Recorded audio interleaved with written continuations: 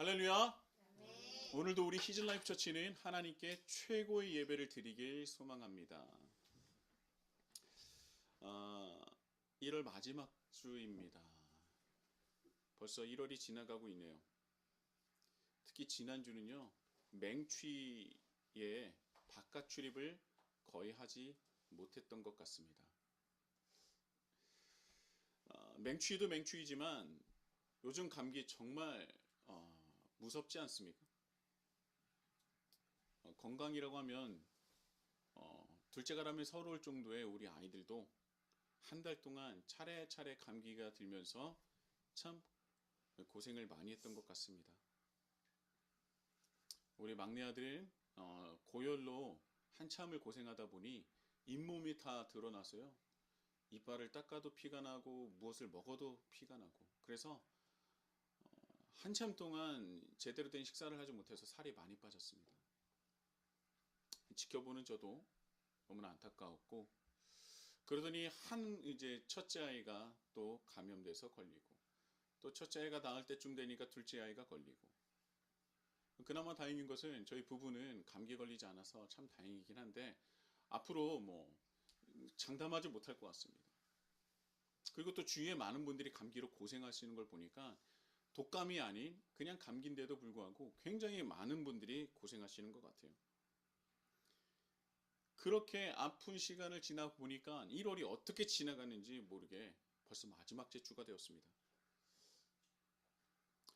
그래서 제가 오프라인에 예배를 드리는 분들도 오시지 말아라, 차라리 온라인으로 예배를 드리는 것이 좋을 것 같다라고 할 정도로 굉장히 고생하고 아쉽지만 그래도 어쩔 수 없는 그런 1월달을 보낸 것이 아닌가라는 생각을 합니다. 정말 지독한 감기였던 것 같습니다. 근데 여러분들은 요즘 어떻게 보내시는지 모르겠습니다. 여러분은 어떠십니까? 잘 지내고 계십니까?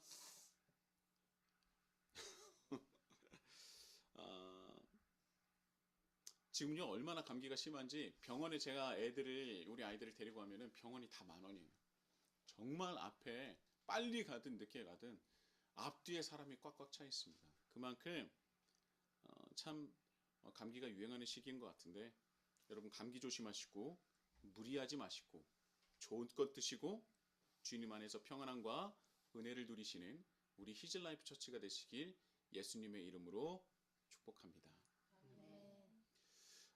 지난주의 말씀, 정확하게 말씀드리면 지난주에는 나눔 예배가 있었으니까 2주 전에 말씀이죠. 그 설교를 들으면서 몇몇 분이 바리새인에 대해서 물어보시는 분들이 꽤 있었습니다. 간단하게 말씀드리면 자기가 원래 알고 있었던 바리새인과 설교 중에 나오는 바리새인이 너무나 다르다는 것이죠. 원래 대부분 바리새인이라고 하면은 예수님께서 독사의 자식이다 라고 저주를 받은 부류죠. 외식의 대명사입니다. 로마의 앞잡이로 생각하고 있었어요. 매정한 사람이라고 알고 있었습니다. 그런데 설교 안의 바리새인은 너무나 다른 존재라는 것이죠. 이것이 맞냐? 정말 맞는 거냐? 목사님이 하시는 말씀이니까 맞겠지만 믿어지지가 않는다. 바리새인이 원래 그런 존재냐라고 하면서 물어보시는 분들이 계셨어요. 결론은 이렇습니다. 네, 맞습니다. 바리새인은 원래 경건한 자요, 정말 순수한 신앙을 추구하는 종파입니다. 여러분들 마카베오 항쟁을 아십니까? 마카베오 항쟁이라고 하면 전 세계사에서는 그렇게 큰 사건이 아니지만 유대인들에게는요 굉장히 큰 사건이에요. 다윗의 그 시대가 저물고 난 뒤에, 그러니까 남유다까지도 멸망한 뒤에 이 유대민족은요, 유대인들은 독립적인 생활을 한 적이 거의 없습니다. 거의 누군가의 제국의 속국이었어요. 그런데 잠시 잠깐 동안 이 독립을 맛본 때가 있었으니 그것이 바로 마카베오 항쟁입니다. 그래서 이 마카베오 항쟁이 굉장히 유대인들의 역사에서는 굉장히 중요한 가치를 가지고 있고요. 지금도 그들이 지키는 하누카라는 절기를 뜻하는 것이 기념하는 것이 바로 이 마카베오 항쟁입니다.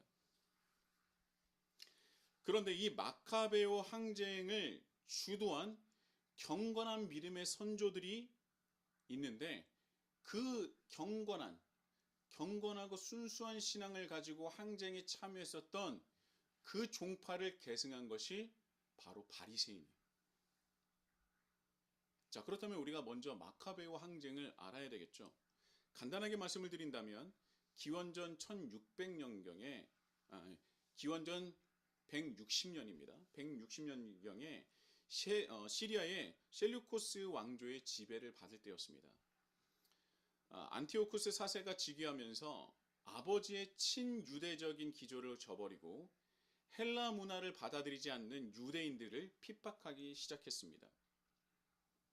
어떻게 핍박하느냐? 그들을 가만히 지켜보니까 저들의 정체성과 저들의 가장 근본이 무엇이냐? 종교라고 생각했던 거예요. 그래서 그 종교를 건드리기 시작합니다. 바로 유대교죠. 첫 번째는 안식일을 준수하지 못하게 합니다. 그리고 유대인이라면 당연히 어렸을 때 8일 만에 받아야 하는 할례를 금지시켰으며 그들이 생명보다도 중요하게 여기는 그 토라 사본을 소각시켰습니다. 그리고 가장 중요한 성전을 모독했어요. 그들이 하나님께 제사를 드릴 때 사용할 수 있는 제물과 사용하지 못하는 제물이 있습니다. 그러니까 정한 동물과 부정한 동물이 있는데 그들이 가장 부정하다고 생각하는 그 동물들을, 그 가축들을 사용해서 성전에서 제사를 드리게 했어요. 대표적으로 돼지죠. 돼지를 성전의 제사에 사용하게 하면서 그 돼지의 피를 온 성전에 다 뿌려버리는 그런 만행을 저지릅니다. 그뿐만이 아니라 자신이 바로 제우스라고 하면서 자신의 동상을 유대인의 성전에 세우게 합니다. 그리고 자신의 말을 듣지 않는 대제사장을 물러나게 하고 야손이라는 사람을 강제적으로 대제사장에 임명을 해요. 그러니까 대제사장이 바뀌니까 그 대제사장이 제우스의 동상을, 그러니까 황제의 동상을 성전에서 세우게 하고 그리고 돼지와 부정한 짐승들의 제사를 지내게 하고 정말 그 온 성전 바닥에 그 돼지의 그 부정한 동물들의 피로 물들게 한 것입니다. 자, 그래서 이 전체 완전히 유대 나라가 들썩들썩하게 된 거예요. 근데 그 어느 하나 나서지 못하고 있는 상황이었습니다. 그런데 이 상황에 하스모네의 일가의 제사장이었던 마따디아라는 사람이 있습니다. 자신의 지역에까지 그리스 신을 위한 제단과 제사를 지내라는 그 명령에 당당히 맞서 항쟁을 주도했어요. 그리고 그것을 항쟁하는 것뿐만 아니라 헬라 문화나 그런 이제 안티오쿠스 4세의 명령을 받아들인 유대인들도 제거하고 그리고 그 명령을 전달한 임금의 사절단까지 처리합니다. 더 나아가서 이방인들의 제단과 헬라인들을 다 쫓아냈고요. 그동안 시행하지 못했었던 어린이들의 할례를 단행했습니다.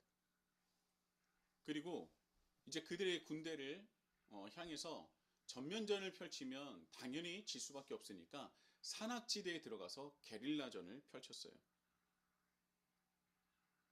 이때 경건한 이들 또는 율법 전문가로 알려져 있는 하시딤이라는 이 부류가 이 독립운동에 같이 가담하면서 독립운동 및 성전회복운동이 함께 일어나게 됩니다.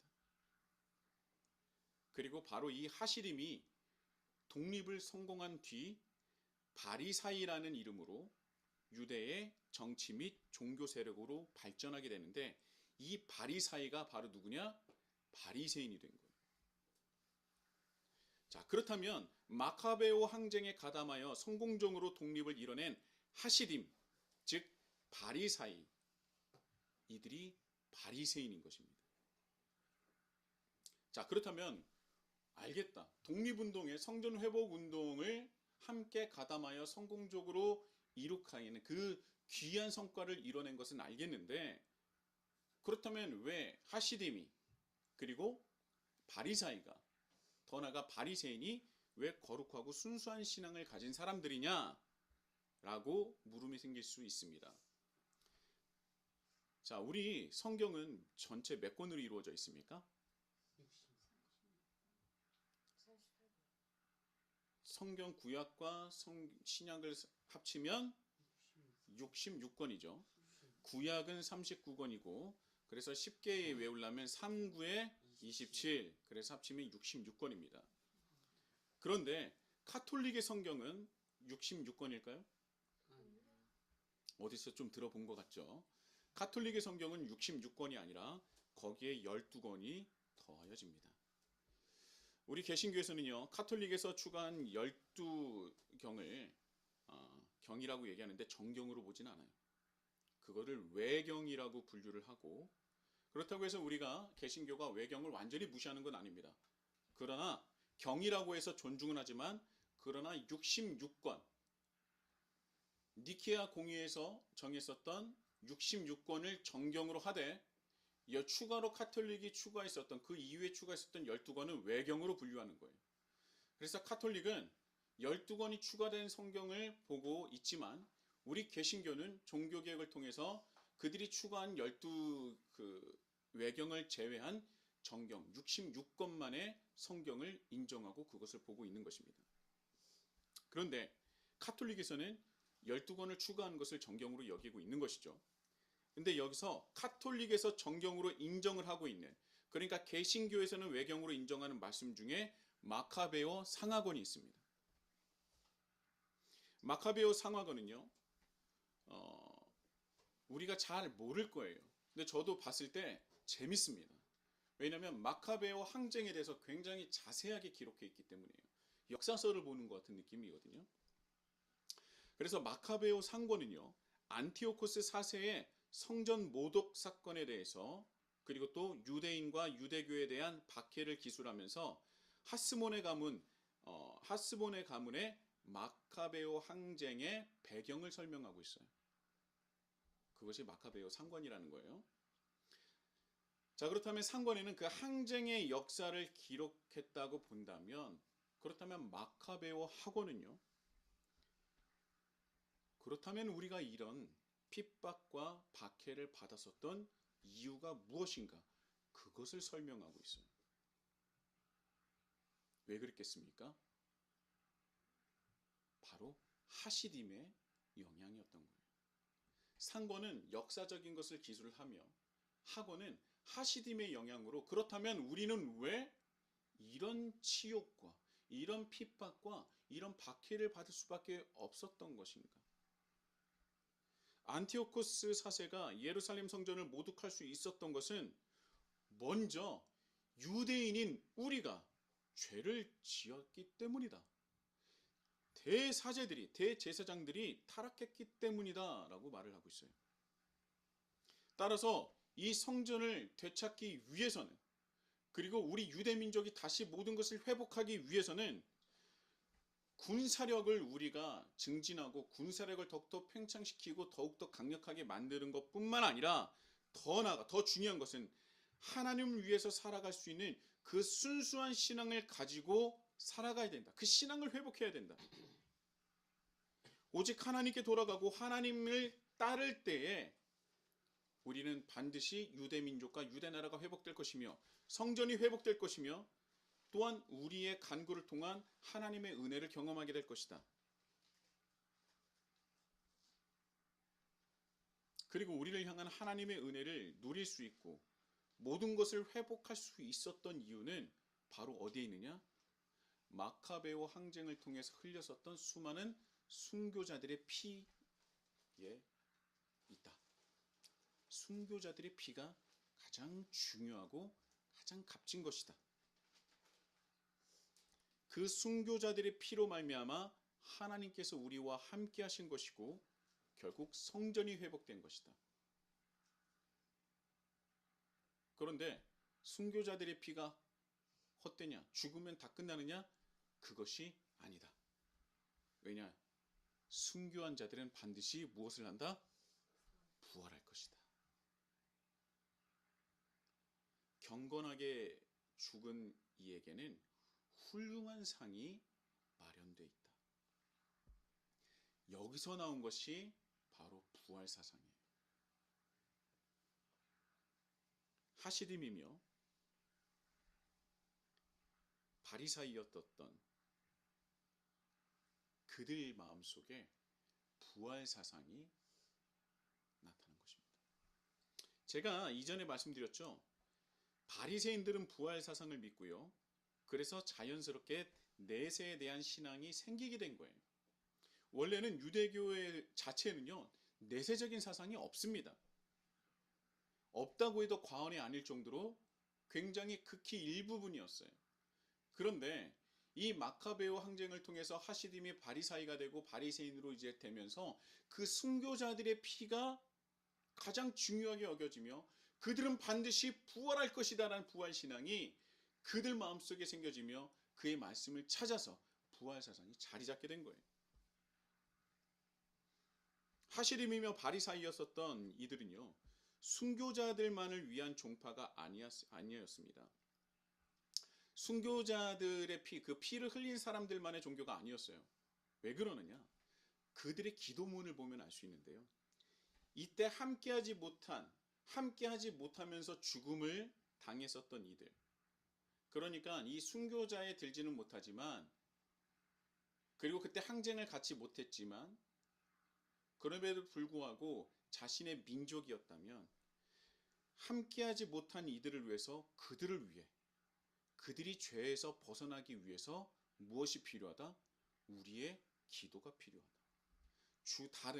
다른 죽음을 받아들인, 다른 죽음을 경험한 그들을 위해서도 우리가 기도해야 한다. 그들의 죄가 벗어지기 위해서.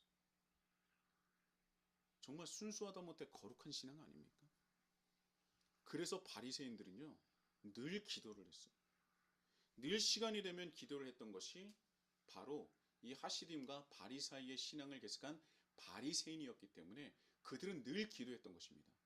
순교자들 뿐만 아니라 그에 함께하지 못했었던 죄를 지었었던 자신의 민족 다른 이들까지도 그 죄에서 벗어날 수 있도록 기도하고 또 기도했던 사람들이 바리새인이었던 거예요.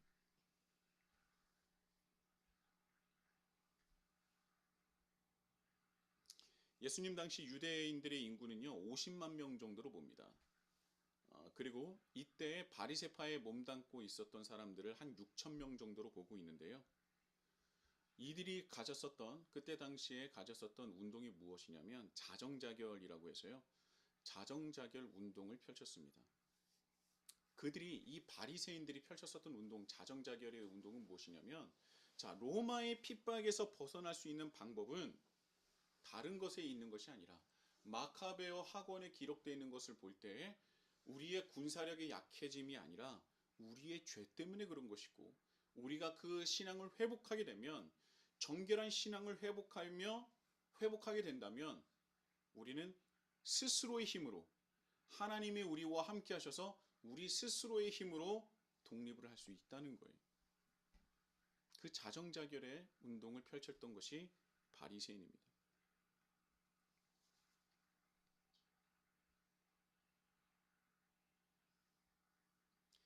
스스로의 힘이라고 하면 굉장히 교만하다라고 생각하실 수도 있고, 자신의 힘, 내 힘으로 한다라고 생각할 수도 있는데 그것이 아니죠. 그들의 힘의 근원은 마카베오 학원에 나와 있었던 하나님께 돌아가고 하나님께 순수한 신앙을 회복하고 주님께 돌아가는 것이 모든 문제를 해결하는 근원이라고 생각했던 거예요. 그리고 그것이 성전의 회복이고 오직 믿음을 통한 순교자들의 피를 통하여 이루어진다고 생각했던 것이 그들이에요. 그래서 바리새인은요. 누구랑 가장 사이가 안 좋았는지 아십니까? 이방인이죠. 그렇죠. 사두개인이에요. 왜냐하면 귀족주의적이고 권력을 쥐고 있었던 사두개파와 사이가 좋을 수가 없었던 겁니다. 대제사장을 독식하다시피 한 그 사두개파는요. 부활도 부정하고 오직 자신들의 힘과 권력을 유지하는 데 중점을 뒀어요. 그래서 로마와 어느 정도 결탁이 필요했던 것이죠. 그 대가로 그들은 유대 지역에서 충분한 권력을 유지할 수 있었습니다. 이대로가 좋사오니 그것이 바로 사두개인이었던 거예요. 그래서 사두개인들에게는요, 부활이 불필요했습니다. 아니, 정확하게 말하면 부활이 있으면 안 됩니다. 왜냐하면 순교자들이 부활을 한다면 모든 사람들이 자신들보다 순교자들에게 모든 힘을 쓸어주지 않겠습니까?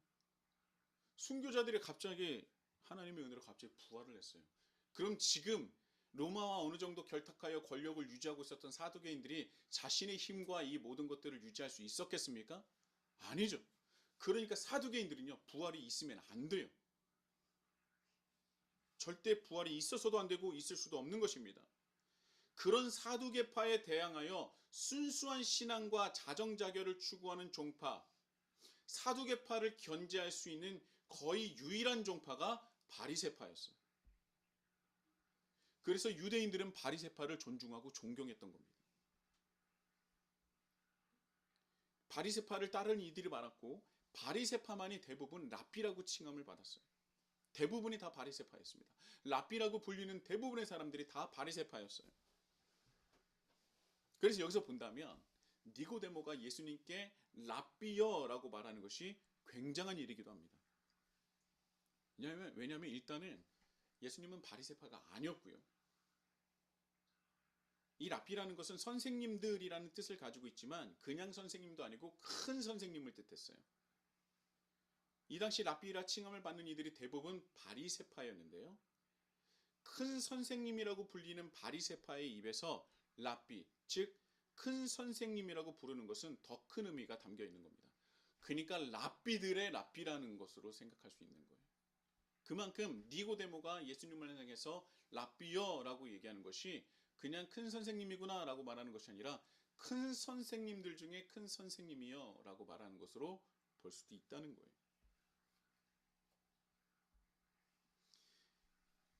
또 우리가 잘 알고 있는 사람 중에 바리새파가 있습니다. 사도 바울. 사도 바울이 바로 바리새파 사람이에요. 바리새파의 영향을 어느 정도로 받고 있었을까요? 마카베오 그 항쟁부터 이어졌었던 하시딤, 바시리아 그리고 뒤에 이제 바리새인까지 사람들은 이 사람들에게 굉장히 큰 영향을 받았습니다. 그럼 예수님의 제자들은 어떨까요? 예수님이 그 바리새인들에게 영향을 받았다는 증거가 성경에 기록되어 있을까요? 없을까요? 있습니다. 베드로를 예로 든다면 사도행전 10장에 보면 고넬료 사건이 나오지 않습니까? 베드로의 입장에서는 굉장한 사건이에요. 이방인에게도 성령이 임하는 것을 경험한 겁니다. 이방인들에게는요, 성령님이 임하지 못할 것으로 생각했었는데 이방인에게도 성령이 임하는 것을 본 거예요.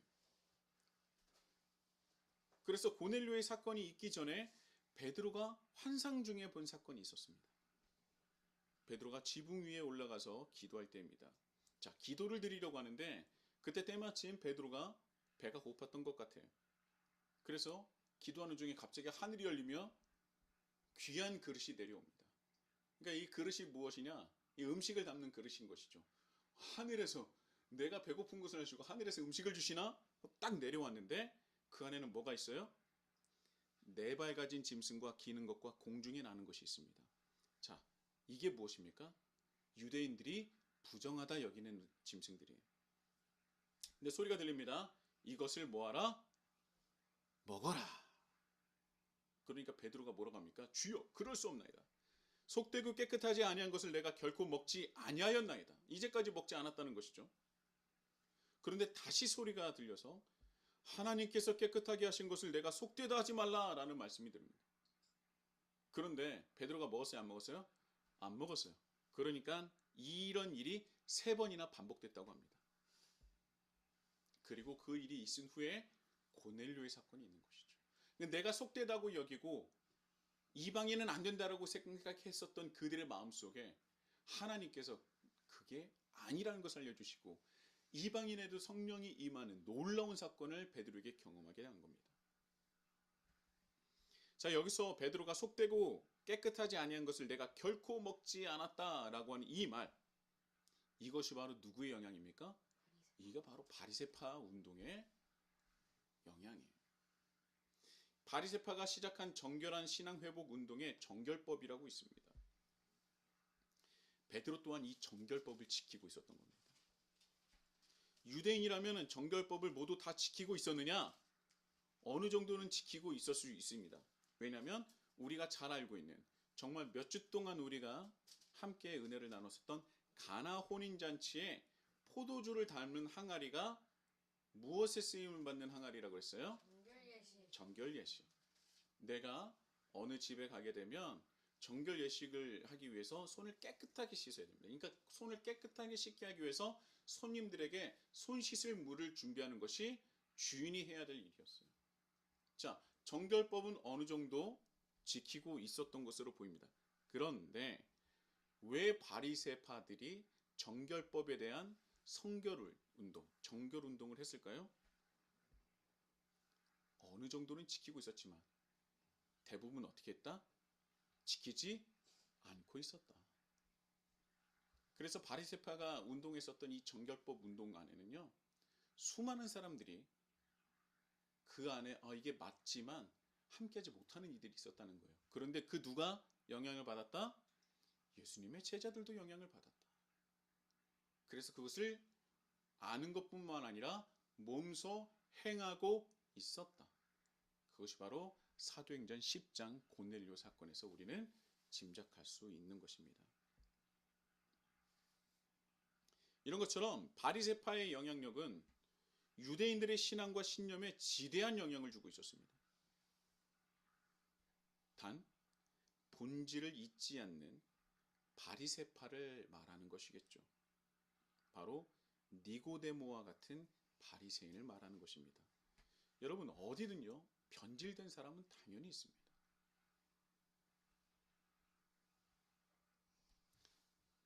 기독교 집안이라고 해서 모든 사람이 그리스도인이 되는 건 아니에요. 그리고 내가 10년 전에 그리스도인이라고 하더라도 10년 후에는 그리스도인이라는 법이 없습니다. 사람은 변하기 마련이거든요. 그래서 예수님 당시에 정말 많이 변질된 바리새인들이 있었던 것 같아요. 사람들이 눈이 가장 많은 곳에서 큰 소리로 기도하는 외식하는 바리새인도 있었던 것이고, 자신의 지위를 인정하지 않는 예수님을 눈의 가시로 여겨 죽이려고 하는 바리새인도 있었습니다. 하지만 요한복음에서 나오는 바리새인 이 니고데모는 이런 변질된 바리새인과는 완전히 다른 순수한 신앙을 가진 바리새파 사람이었다는 것을 우리에게 알려주고 있는 것입니다. 그런데 이런 니고데모가 완벽한 것은 아닙니다. 그의 한계를 보여주죠. 오늘 말씀 이 요한복음 3장의 말씀을 보면 니고데모의 한계가 여실히 드러나는 말씀이 있습니다. 니고데모의 한계는요, 다음 주에 나누기로 하고요. 바리새인들이 얼마나 자신들의 신념 안에 갇혀 있는지를 우리는 분명하게 알 수 있습니다. 이런 한계가 있었구나. 이렇게 순수한 신앙을 가지고 있는 사람인데도 불구하고 이런 그 한계를 가지고 있었구나를 알 수 있는데요. 그건 다음 주에 말씀을 드리기로 하고,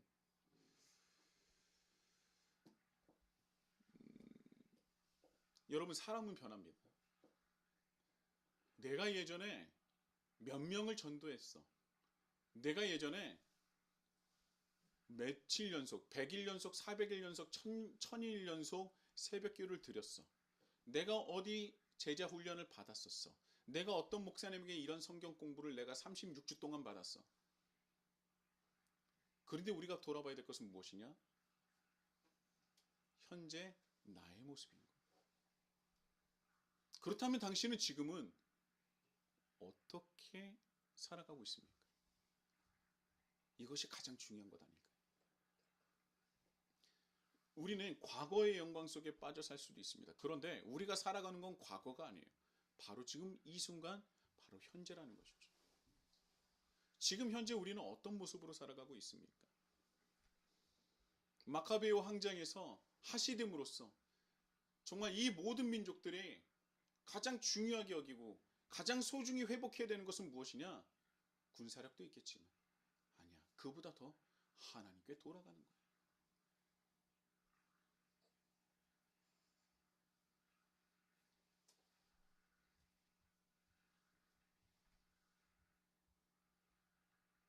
사랑하는 히즐라이프 형제, 자매 여러분.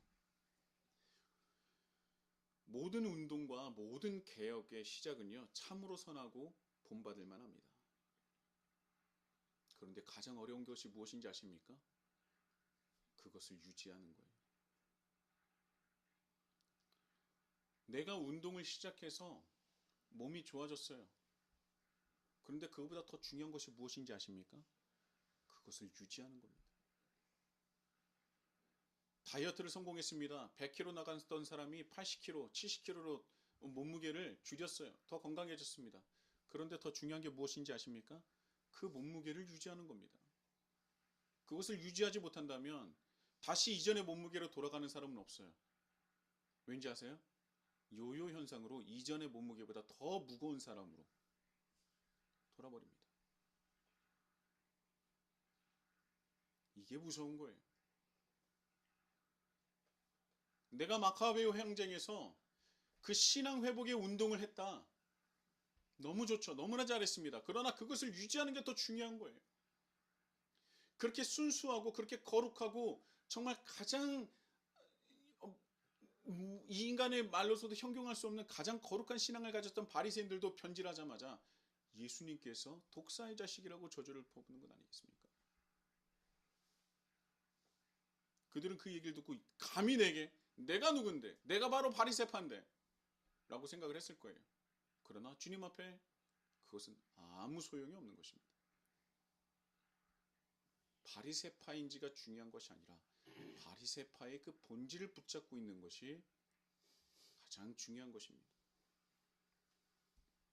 바리새파의 순수 신앙 회복 운동은 신앙의 방향성을 잃고 세속화되어서 유대인들에게 정말 너무나 귀한 영향을 미쳤던 그들이 반대로 그들을 정죄하는 집단으로 변질되기 시작했던 것이죠. 시간이 지나자 자신들의 편협한 세계관에 갇혀있게 되고 한편으로는 자신들 또한 세속화되어 있는 모습을 보여주었습니다. 여러분, 신앙의 본질을 놓쳐서는 안 되는 거예요. 우리가 신앙의 본질을 놓치는 순간 내가 신앙을 몇 년 동안, 내가 교회에서 몇 년 동안 예배를 드렸는지가 중요하지 않습니다. 내가 무슨 직분을 가지고 있는지가 중요하지 않습니다. 내가 어느 부서에서 몇 년 동안, 몇십 년 동안 봉사했다는 것 중요하지 않습니다. 지금 현재 내가 어떤 모습으로 신앙을 지켜나가고 있는지가 가장 중요한 거예요. 혹여 우리가 본질에 벗어난 그런 신앙을 가지고 있다면 과감히 다시 주님께 돌아오며 말씀으로 다시 신앙을 회복해야 합니다. 어떻게 신앙을 회복하느냐? 첫 번째가 무엇인지 아십니까? 내가 신앙의 본질에서 벗어나 있다는 것을 인정하는 것부터 시작해야 돼요. 여러분, 이 인정하는 것이 얼마나 힘든지 아십니까? 그리스도인들이요, 과거의 영광을 쫓으면서 과거의 영광을 생각하면서 현실의 내 모습을 부정하고 있습니다. 정말 많은 사람들이 그렇지 않습니까?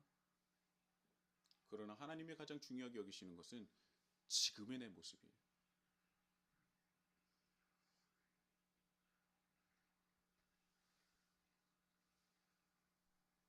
우리의 지금 신앙은 어떻습니까? 우리의 믿음은 어떻습니까? 하루하루가 하나님 나라를 위한 발걸음으로 내딛고 있습니까? 아니면 세속화에 우리가 발을 디딤으로 세상과 다를 바 없는 삶을 살아가고 있습니까? 우리는 세상을 닮아가고 있습니까? 아니면 세상이 우리를 닮아가고 있습니까? 만약 우리가 세상을 닮아가고 있다면 우리 안에 신앙과 믿음은 분명히 흔들리고 있는 것입니다. 세상이 우리를 닮아야 합니다. 세상이 우리를 보고 하나님을 경험하고 느낄 때 세상은 우리를 닮으려 노력할 것입니다. 그러나 반대로 우리가 세상을 닮아간다면 세상은 오히려 우리를 무시하고 작고 초라하게 만들 것입니다. 여러분, 하나님이 함께 하시면 작은 나라도 큰 산이 될 수 있습니다. 그러나 하나님을 버리면 우리는 세상 앞에서 한없이 초라하고 작은 존재로 전락하게 됩니다. 하나님을 향해 하나님을 위해서 나아가십시오. 신앙의 본질을 회복하십시오. 그리고 지금 내가 하나님을 뜨겁게 사랑하고 주님의 말씀을 사모하고 있다면 그것을 붙잡고 유지하시기 바랍니다.